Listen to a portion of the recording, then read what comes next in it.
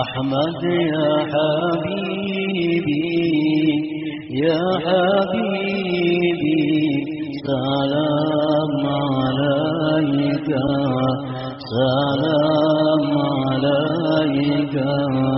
Alhamdulillah, puji syukur senantiasa kita haturkan kehadirat Allah Subhanahu wa Ta'ala, yang mana dengan limpahan taufik hidayah serta inayahnya kita pada malam ini dikumpulkan di majelis yang penuh berkah dan rahmat ini. Salawat dan salam atas junjungan kita Nabi besar Muhammad sallallahu alaihi wasallam dan seluruh keluarga, para sahabat, zurriyat dan pengikut beliau. Para muhibbin rahimakumullah, al-hikmatus samanun ba'dal mi'ah min al-hikamil ataiyah. Hikmah yang ke-180 dari Al-Hikam. Qala al-Imam Ahmad ibn Athaillah As-Sakandari rahimahullah, nafa'ana bi'ulumi wa asrarih. Berkata Imam Ahmad ibn Athaillah As-Sakandari rahimahullah, min alamati iqamatil haqqi laka bisyai'i iqamatuhu iyyaka bihi ma'a husulin nataij. Artinya, di antara tanda menempatkannya Allah bagi engkau pada sesuatu ialah menempatkannya Allah kepada engkau pada sesuatu itu serta hasilnya faidah-faidah duniawiyah dan ukhrawiyah. Ini hikmah adalah untuk mengetahui bahwa apakah keadaan kita sekarang ini termasuk dalam keadaan yang ditempatkan oleh Allah, dalam keadaan pekerjaan yang diridai oleh Allah Subhanahu wa Ta'ala, ataukah apa yang kita kerjakan pada saat ini tidak sesuai atau tidak mendapatkan ridha daripada Allah Subhanahu wa Ta'ala. Jadi ada tandanya, ada alamatnya. Apakah pekerjaan kita sekarang ini diridai oleh Allah atau tidak diridai oleh Allah. Idza aqamaka Allah Ta'ala bi syai'in la yastaqbihuhu syar'u kat-tijarah bis-sina'ah biz-zira'ah wa hasala laka bihil fawaidud dunyawiyyah wal ukhrawiyyah kal kafafil ma'isah was salamati fid-din wal ihsan ila khalqillah fa hadza alamatu ridallahi laka fihi. Fala yanbaghi lakal intiqalu anhu ilal akhar hatta yatawallallahu ikhrajaka anhu. Wa alamatu dzalik bi an tafuta lakal qawaidul mazkurah. Apabila Allah Subhanahu wa Ta'ala menempatkan engkau pada sesuatu pekerjaan, contohnya yang tidak dianggap jahat pekerjaan itu oleh agama, contohnya ketijarah seperti perdagangan. Nah, perdagangan itu adalah contoh pekerjaan yang tidak dianggap jahat oleh agama. Awis sina'ah atau pertukangan, awis zira'ah atau pertanian, dan hasil bagi engkau dengan sesuatu pekerjaan tadi faidah-faidah dunia dan akhirat. Maksudnya faidah-faidah itu adalah kal kafafil ma'isyah, seperti berkecukupan dalam kehidupan. Wassalamati fid din, selamat pada agama. Dan berbuat baik kepada makhluk Allah. Maka ini adalah tanda ridhanya Allah bagi engkau pada sesuatu itu, pekerjaan tadi. Perdagangan contohnya. Apabila kita dalam menjalankan perdagangan itu membuahkan hasil cukup untuk kehidupan, selamat pada agama. Arti selamat pada agama ini kita bisa menjalankan hukum-hukum Allah, tidak terganggu dengan perdagangan itu. Sembahyang kita kada terganggu, menuntut ilmu kita kada terganggu, mengamalkan wirid-wirid bacaan-bacaan kada terganggu. Nah, itu selamat pada agama. Perkara-perkara yang diharamkan oleh Allah bisa dijauhi.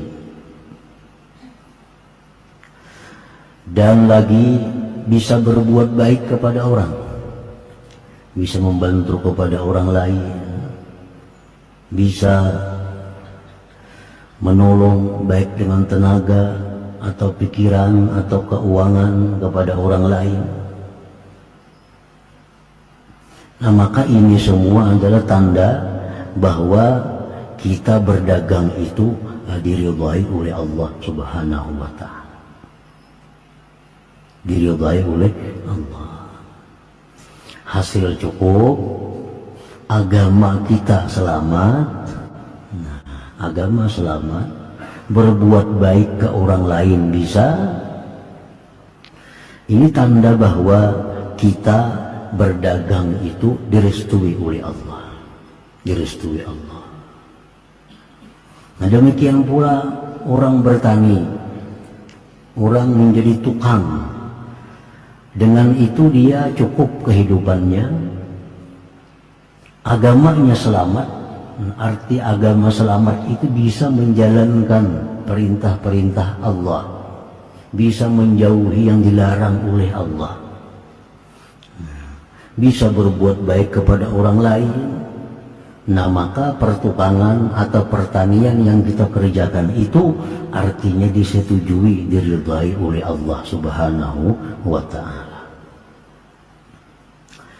Nah, kalau sudah itu diridhai oleh Allah, fala yambaghi lakal intiqalu anhu ilal akhar, maka tidaklah boleh, tidaklah patut bagi engkau berpindah dari pekerjaan tadi kepada pekerjaan lain. Jangan berpindah lagi. Walaupun misalnya hendak mencari yang lebih lagi, nah kada usah. Ini sudah bagus. Berdagang ini ada hasilnya. Menuntut ilmu kada terganggu, sembahyang berjamaah sudah kada terganggu, wirid-wirid dia terlaksana, malam-malam bisa baca Quran, membantu orang lain bisa. Nah, ini sudah bagus. Jangan berpikir hendak pindah ke usaha lain atau menambah cabang usaha lain. Jangan berpikir itu. Ini kita sudah berada dalam satu pekerjaan yang diridhai Allah. Sudah diridhai Allah.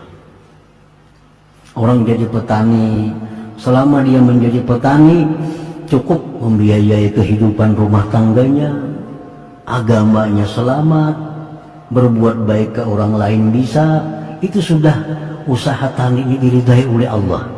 Dia ini sudah disetujui oleh Allah menjadi petani. Jangan berpindah profesi lagi. Nak jadi pedagang, kada usah lagi. Itu sudah bagus, sudah bagus.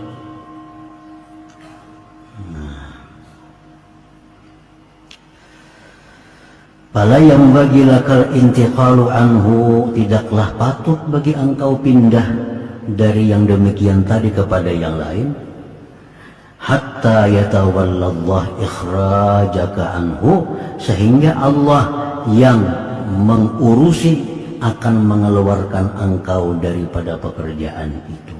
Kecuali Allah yang memindah, kecuali Allah sendiri yang langsung mengurusi perpindahan kita dari pekerjaan yang sudah ada ini.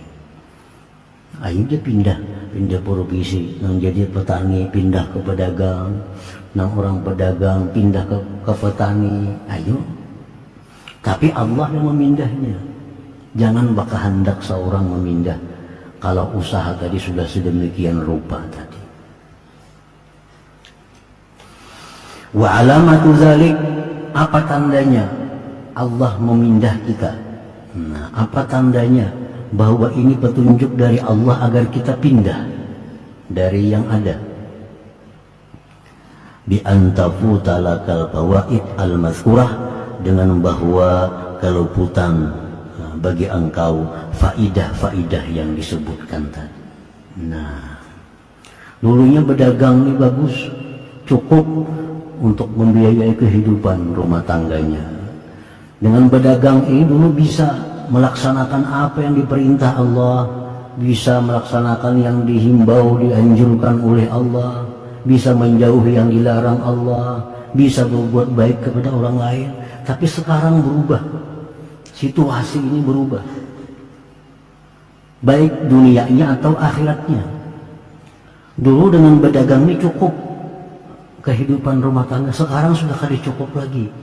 Nah, sekarang sudah kali cukup. Dulu untung sebulan misalnya dapat sekian, sekarang sudah rendah. Nah, kada sampai target lagi, sehingga kesulitan mencukupi kehidupan rumah tangganya. Nah, ini artinya isyarat dari Allah agar kita pindah, nah, ke profesi lain daripada perdagangan itu. Cari usaha lain. Ini sudah ada petunjuk dari Allah, kita pindah. Kenapa? Ini buktinya kada cukup lagi. Dulu cukup membiayai rumah tangga, sekarang sudah kada cukup. Nah, itu artinya. Atau keluputan selamat pada agama. Nah, dulu waktu berdagang masih bisa melaksanakan perintah-perintah agama. Dulu sembahyang bisa tepat waktu, sembahyang bisa berjamaah, yang haram bisa dihindari. Sekarang sudah kada bisa lagi. Berdagang sudah kada macam itu. Kalau kada berdusta bisa kada payu. Ini artinya ada tanda-tanda bahwa Allah menyuruh kita sudah tinggalkan perdagangan, cari pekerjaan lain. Dulunya berdagang bisa aja sembahyang berjamaah, bisa menuntut ilmu kada tertinggal. Tapi sekarang berdagang terlalu payu, sudah kepayuan. Sembahyang berjamaah kada kau lagi, zuhur tak ke asar, asar tak ke rumah sembahyang. Menuntut ilmu sudah jauh. Walaupun sudah kepayuan, keramian, tapi agama kada selamat. Nah, ini isyarat dari Allah, sudah tinggalkan perdagangan itu. Tinggalkan. Nah, ini namanya Allah yang mengeluarkan. Bukan kita yang berkehendak, tapi Allah yang mengeluarkan kita, yang menyuruh pindah kita dari usaha itu. Karena ini sudah, agama kita sudah kada selamat lagi nih. Agama sudah kada selamat lagi.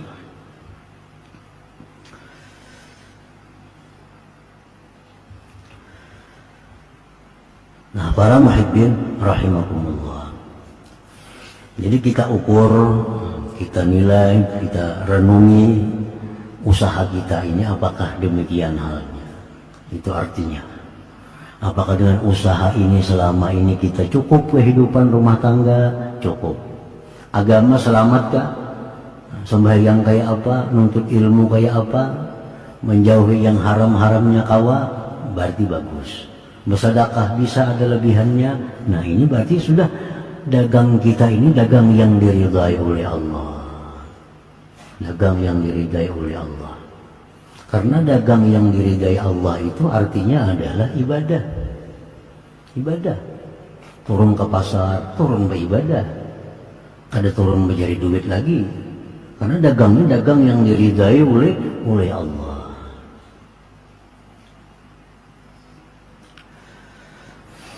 Wa idza uqimta bi syai'in yastaqbihuhu syar'u.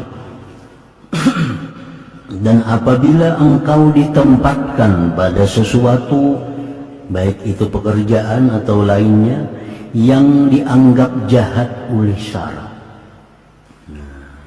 Kita ini punya profesi, pekerjaan yang kada sesuai dengan syara. Artinya syara kada setuju lawan itu. Baik kada setujunya itu berupa haram atau makruh. Makruh itu kada disetujui oleh syara. Makruh termasuk yang tidak disetujui oleh syara. Contohnya apa? Kasual, seperti minta-minta. Orang ini profesi pengemis. Dengan pengemis itu dia cukup menghidupi rumah tangganya. Dan dia selamat agamanya. Sembahyangnya berjamaah tiap waktu, nuntut ilmunya rajin, wiridnya semuaan beres. Bersedekahnya ke lain bisa, dengan hasil minta-minta tadi. Nah, ini artinya ditempatkan Allah pada sesuatu yang tidak disenangi. Karena profesi minta-minta itu termasuk profesi yang tidak disukai oleh agama. Rasulullah SAW bersabda, "Mayazalur rajul yas'alu hatta ya'tiya yaumal qiyamah laisa fi wajhihi muz'atu lahmin." Senantiasa seseorang itu minta-minta, sehingga dia datang pada hari kiamat, di wajahnya tidak ada lagi segumpal daging jua pun. Tinggal tulang artinya. Hari kiamat dia dibangkitkan dalam keadaan wajah tinggal tulang. Ini orang yang menjadikan minta-minta sebagai profesinya. Banyak orang minta-minta, sugih. Sugih. Minta-minta di Masjidil Haram, minta-minta di Masjid Nabawi, minta mana kumpulan-kumpulan orang banyak, di kubur-kubur keramat, minta-minta, rumahnya saling baikan tingkat 2. Ini profesinya minta-minta. Orangnya ahli ibadah, tapi pekerjaannya ini minta-minta, pekerjaan yang tidak disukai oleh agama.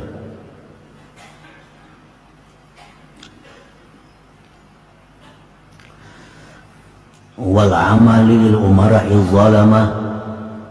Contohnya lagi, pekerjaan yang tidak disukai oleh agama itu adalah menjadi pegawai dari pemerintahan yang zalim. Menjadi pegawai dari pemerintahan yang zalim. Ini pemerintah ini zalim, pemerintah yang tidak adil, pemerintah yang menyengsarakan rakyatnya. Ini jadi pegawainya, Itu pekerjaan yang tidak disenangi syara. Walaupun gajinya tinggi, keluarganya cukup dihidupinya, dinafkahinya, dan dia dengan jadi pegawai itu bisa melaksanakan apa yang diperintah agama, sembahyang, puasa, menuntut ilmu. Dia bisa membaca wirid malamnya, bisa bersedekah. Tapi dia ditempatkan di suatu pekerjaan yang tidak disenangi oleh syara, yaitu menjadi pembantu pegawai dari pemerintahan yang zalim. Rasulullah SAW bersabda, "Satakunu umara," selagi akan ada umara, pejabat-pejabat. Nabi sudah mengatakan 1400 tahun yang lalu, dan Nabi selagi akan ada pejabat-pejabat. Man dakhala alaihim fa'anahum ala zulmihim wa saddaqahum bikizbihim falastu minni walastu falaisa minni walastu min. Selagi akan ada pejabat-pejabat, barang siapa yang masuk atas mereka, dia bantu kezalimannya, dia benarkan kebohongannya, maka dia bukanlah termasuk umatku, dan aku pun berlepas daripadanya. Jadi pegawai dari pemerintahan yang zalim. Walaupun ini ada zalim, ini melaksanakan tugas sesuai, tapi yang dibantunya ini pemerintahan yang zalim. Dicontohkan umpamanya, ini tugasnya ma'atari nasi ke penjara. Contohnya, tugasnya besokan mengantar nasi ke penjara, sehingga memberi makannya orang-orang tahanan. Karena siang hari mengantar nasi ke sana. Ini beres saja tugasnya. Cuma ini petugas pegawai dari suatu penguasa yang zalim. Ini namanya a'wanuz zalamah, pembantu-pembantu orang zalim. Ini pejabat, ini pemerintahan yang zalim. Dia ada punya listrik umpamanya, dia jadi pegawai listrik, tukang hidupi mesin, tukang matiin sampai jamnya. Walaupun dia beres melaksanakan tugasnya, tapi dia bertugas di bawah pemerintahan yang zalim. Nah, ini satu pekerjaan yang tidak dianggap baik oleh agama kita, tidak dianggap baik oleh ulama kita.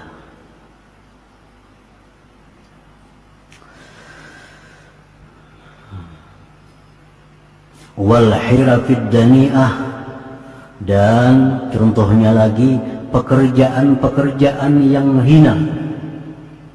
Pekerjaan yang hina. Dicontohkan pekerjaan-pekerjaan hina ini seperti apa? Contohnya seperti tukang sungu. Tukang sungu itu pekerjaan hina. Walaupun dia hasilnya banyak jadi tukang sungu nih, hukum-hukum agama bisa dia laksanakan, menuntut ilmu, sembahyang berjamaah, wiridnya, Qur'annya, semuaan dia laksanakan. Tapi pekerjaannya ini tukang sungu. Ini pekerjaan hina.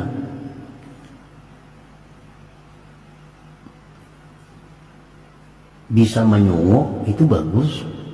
Kita ini bisa menyungu itu bagus.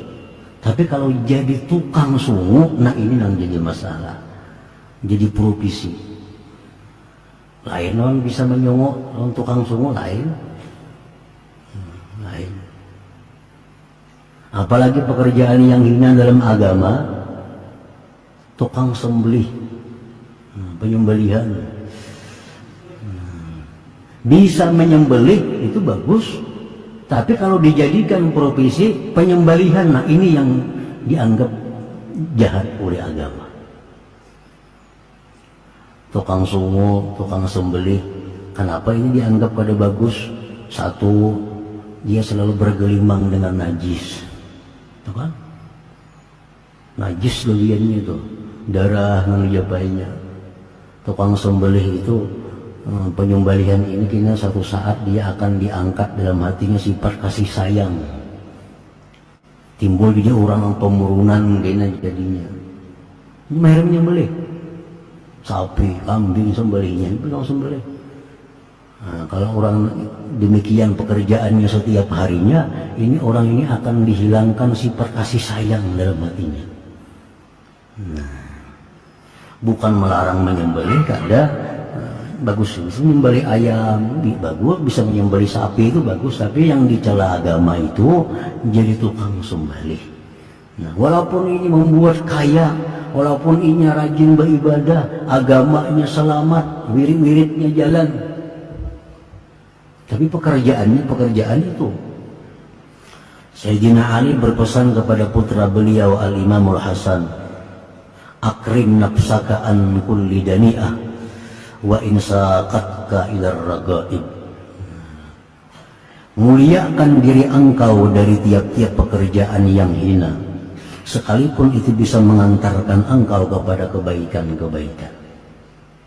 Nah, sembahyang berjamaahnya bagus, amaliyahnya bagus, bersedekahnya bisa, duitnya banyak karena gawiannya tukang itu misalnya.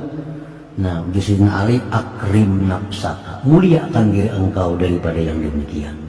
Cari gawian lain artinya.